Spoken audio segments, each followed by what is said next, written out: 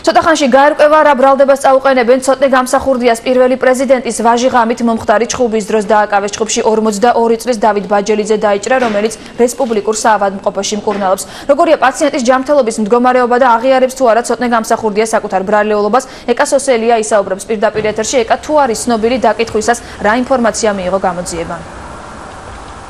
წუხალ გვიან ღამემდე მიმდინარეობდა ცოტნე გამსახურდიას დაკითხვა. ჩვენ ინფორმაციით იგი ამ დრომდე იმყოფება წინასწარი დაკავების იზოლატორში და ალბათ დეტალები უახლოეს საათებში გახდება ცნობილი. წუხალ გვიან ღამით შემოიყვანეს 42 წლის დავით ბაჯელიძე რესპუბლიკურ საავადმყოფოში, რომელსაც ცეცხლსასროლი იარაღით მუცლის არეში ჰქონდა მიყენებული ჭრილობა. გავრცელებული ჩვენ ინფორმაციით წუხალ მოხდა შელაპარაკება ცოტნე გამსახურდიასა და მის მეზობელ დავით ბაჯელიძეს შორის, თავად დაზარალებული სახლში, რის შედეგადაც იგი ჭრილობით შემოიყვანეს რესპუბლიკურ საავადმყოფოში. მას წუხელვე ჩაუტარდა გადაუდებელი ოპერაცია. ამ დროისთვის იგი იმყოფება რეანიმაციულ განყოფილებაში, მისი მდგომარეობა არის გაუმჯობესებული, თუმცა მძიმე. თავად ცოტნე გამსახურდია შემოიყვანეს თავის ტრამვით გუშინ რესპუბლიკურ საავადმყოფოში, თუმცა მოგვიანებით გადაიყვანეს პოლიციის განყოფილებაში და როგორც გითხარით, მისი დაკითხვა მიმდინარეობდა და გრძელდებოდა გვიან ღამემდე. ჩვენ ვესაუბრეთ თავად თვითმხილველებსაც, მეზობლებს, რომლებიც ამბობენ, რომ ცოტნე გამსახურდიასა და დავით ბაჯელიძეს შორის დაპირისპირება ადრეც იყო.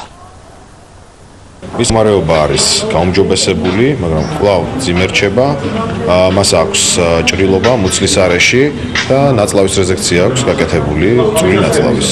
მისი მდგომარეობა გაუმჯობესდა, როგორც გითხარით, მაგრამ არ არის საკმაოდ კარგი, რომ ის გადავიდეს ჩვეულებრივ განყოფილებაში.